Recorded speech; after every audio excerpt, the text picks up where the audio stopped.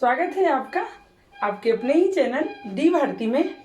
मैं एक एक कदम आपके लिए सार्थकता की ओर बढ़ा रही हूँ ताकि आपके साथ साथ आपके लोग भी सीख सकें और आपके लोगों के साथ साथ अंग्रेजी भी सुदृढ़ होती जाए।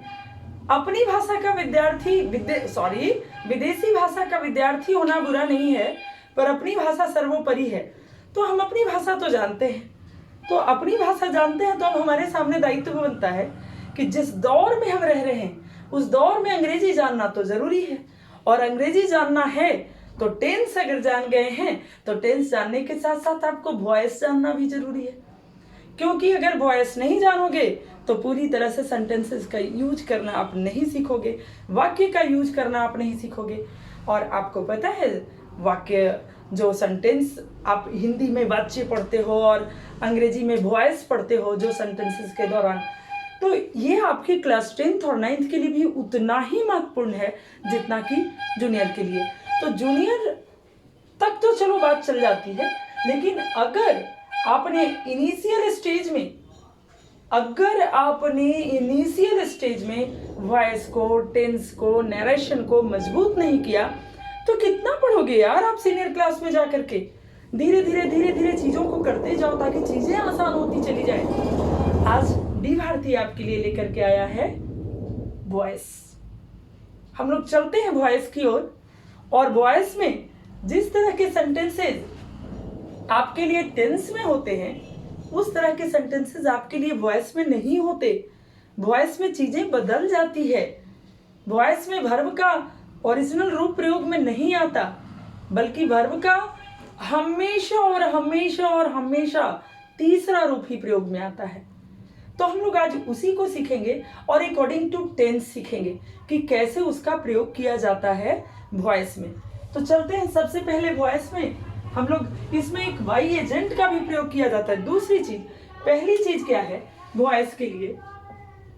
पहली चीज है कि वॉइस में वर्ब का रूप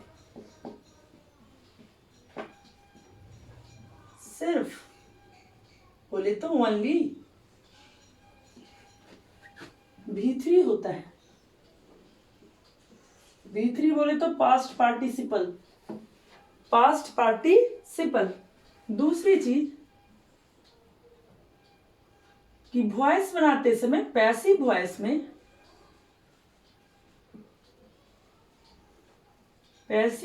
में जो ऑब्जेक्ट होता है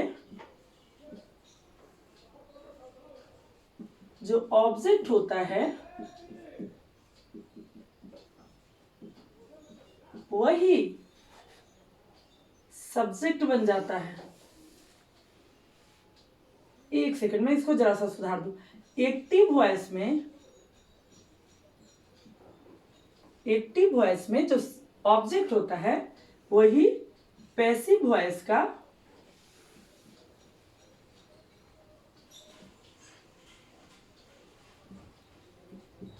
सब्जेक्ट बन जाता है।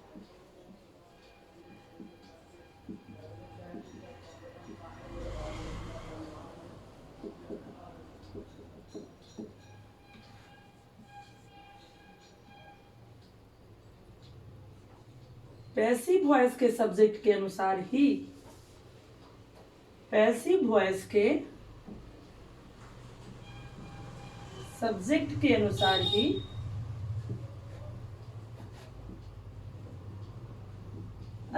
ही हम लोग हेल्पिंग वर्ब का प्रयोग करते हैं।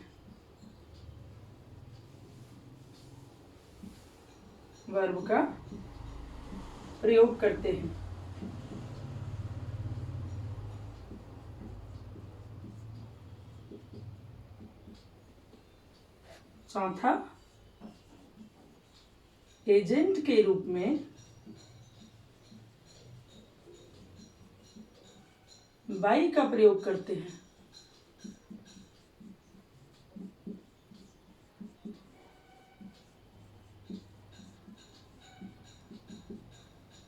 और पांचवा, कभी कभी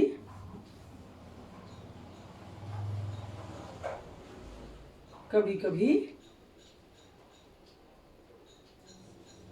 बाई प्लस ऑब्जेक्ट का प्रयोग नहीं भी करते हैं।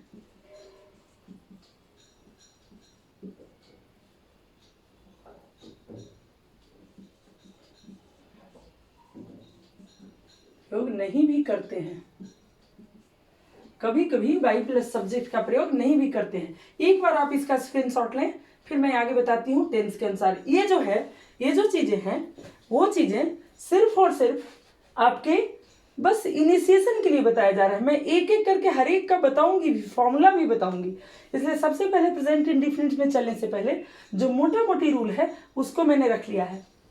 How capable you are to speak English, I don't know. How deeply you have the knowledge about the English, I don't know, but I know I have to make you understand each and everything by my D Varti channel. So please stay with us and improve your English. चलिए एक बार screenshot ले लीजिए। चलिए आइए आप लोग तोड़ फोड़ के रख देते हैं। देखिए कैसे हम लोग बनाते हैं, और बहुत ही इजी तरीके में। एकदम आज के बाद से मुझे नहीं लगता कि आपको फिर दोबारा करने की जरूरत होगी। एकदम से दिमाग में खुट्टा ठोक के बिठा लेते हैं हम लोग। चलिए पहले तो कैसे करेंगे, पहले एक्टिव का, प्रेजेंट इंडेफिनिट का एक्टिव मैं लिख दूं, एक्टिव वॉइस। एक्टिव वॉइस बोले तो टेंस, सीधा सा दिमाग में बिठा लो। लेकिन इसमें हम लोग एकदम सिंपल लिखेंगे, इस plus verb 1 oblique verb 5 plus object. Object अब हम लोग क्या कर लेंगे, देखिए जरा सा, यहां पे पैसिव वॉइस में, पैसिव वॉइस में क्या करेंगे, ऑब्जेक्ट को ले आएंगे यहां, ऑब्जेक्ट को ले आएंगे यहां, plus is am are, object के अनुसार जैसा ऑब्जेक्ट रहेगा उसी के अकॉर्डिंग इज एम आर लगेगा। Is am are plus V3, हर हाल में V3 लगेगा, वॉइस में हर हाल में V3 लगेगा, इसका ख्याल रखना है। Object plus is am are plus V3 plus by के रूप में एजेंट का प्रयोग होगा, प्लस जो सब्जेक्ट रहेगा वो। अब आप कहोगे कि ऑब्जेक्ट से किसी सेंटेंस की शुरुआत होती है क्या?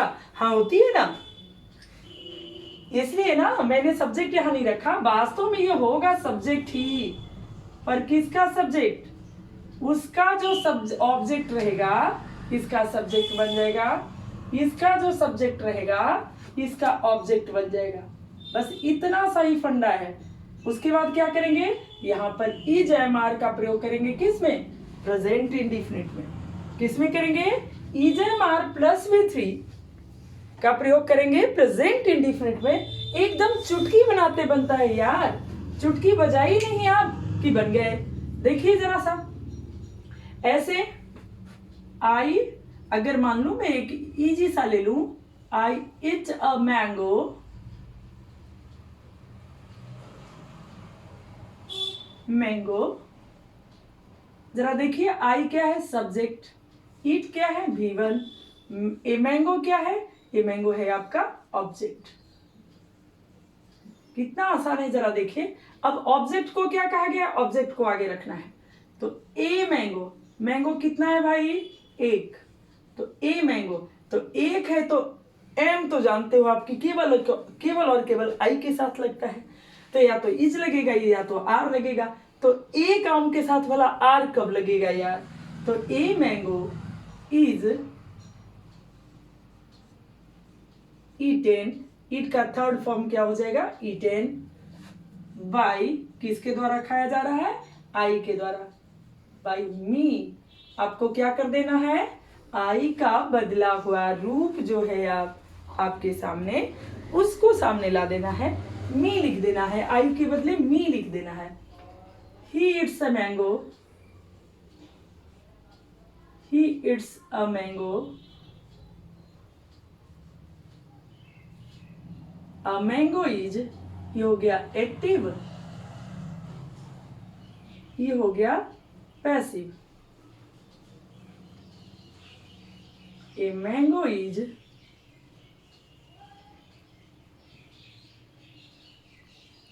eaten by, ही का क्या हो जाएगा? him. him. एक बार स्क्रीनशॉट लीजिए इसका, मैं तुरंत ढेर सारे एग्जांपल्स करती हूँ. और कुछ एग्जांपल्स देखते हैं हम लोग, जैसे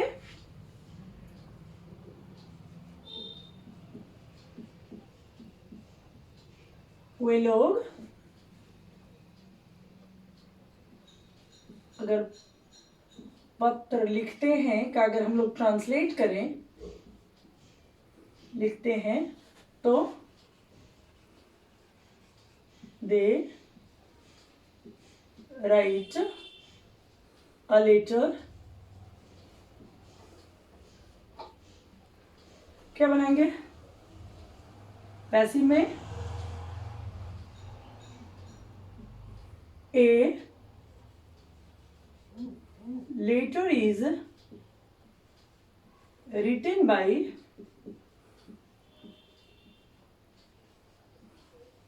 them.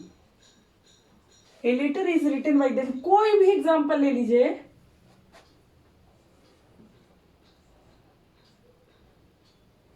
वे लोग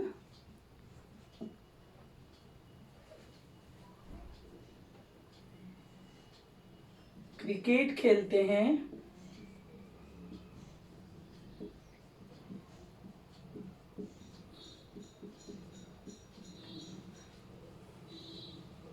They play cricket. इसके साथ लेना, अगर ए लगा हुआ है तो ए के साथ लेना, नहीं लगा हुआ है तो छोड़ कर लेना.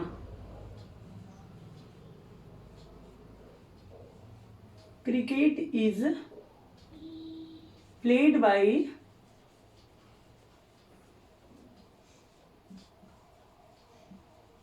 देम.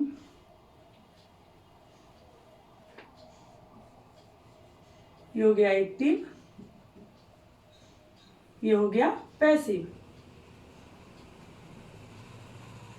अब एक्टिव में देखें, he eats bananas.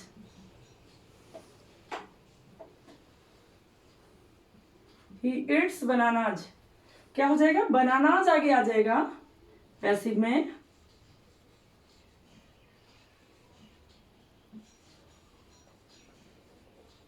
Bananas are, चूंकि एक से ज्यादा हो गया तो आर लग जाएगा. Are eaten by him.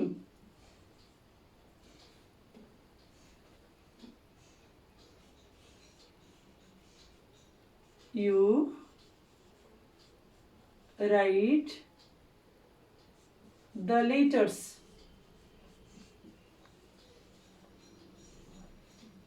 ऐसे में क्या हो जाएगा? एक्टिव ये हो गया. पैसिव में क्या हो जाएगा?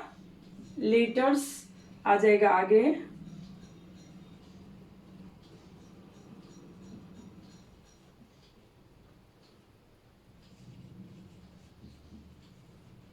Letters are written by you. इसी तरह से सारी चीज को नेगेटिव में भी कर लेंगे. थोड़ा मैं और करके दिखा देती हूँ नेगेटिव इंट्रोगेटिव में भी. चलो एक बार स्क्रीनशॉट ले लो. देखिए, the police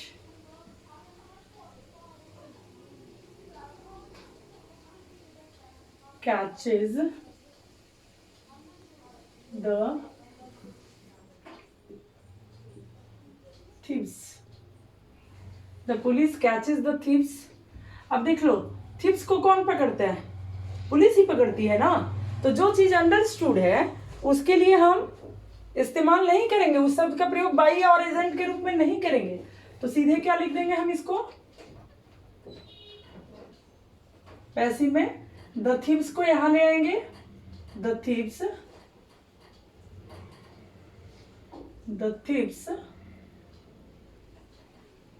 are couch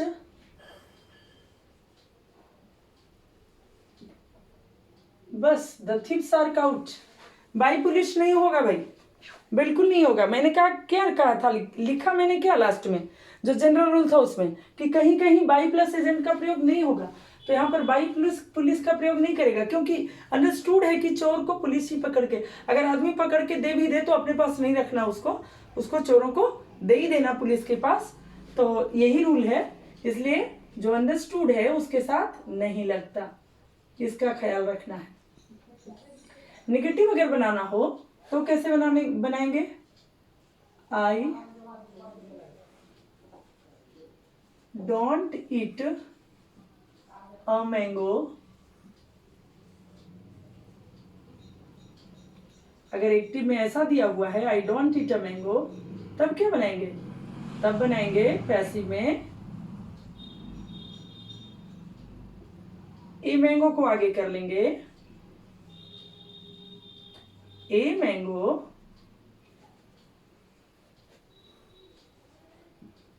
isn't eaten by me। है क्या कुछ इसमें, डोंट गया घर, यहाँ आ गया isn't, ए मैंगो के अनुसार isn't आ गया, a mango isn't eaten by me। Don't नहीं लगेगा यहाँ पे डोंट का प्रयोग नहीं होगा, isn't eaten by me। उसके बाद अगर he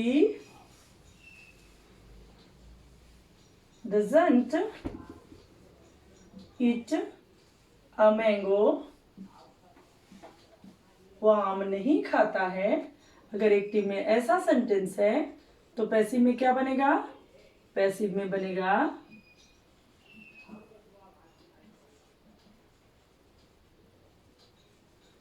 a mango is not eaten by him। Easy और नॉट, इजी है ना। इसी तरह से क्वेश्चन में भी इसी तरह से बनते हैं, पर हम लोग उसके बारे में बाद में करेंगे। और इतना आपका हो गया ये प्रेजेंट इंडिफिनिट का, इसका आप प्रयोग सीख चुके हो, और इसको अगर आसानी से करोगे, हाँ V1 V2 V3 तो आना चाहिए आपको। अगर आपको पास्ट और पास्ट पार्टिसिपल रूप नहीं आता है तो फिर वॉइस नहीं बना पाओगे, इसलिए मैं वॉइस को टेंस बनाने के बाद बता रही हूँ, ताकि आप इसको कर सको, इसको बहुत इजीली कर सको। चलो, तब तक के लिए लाइक, सब्सक्राइब एंड शेयर। अपना ख्याल रखना।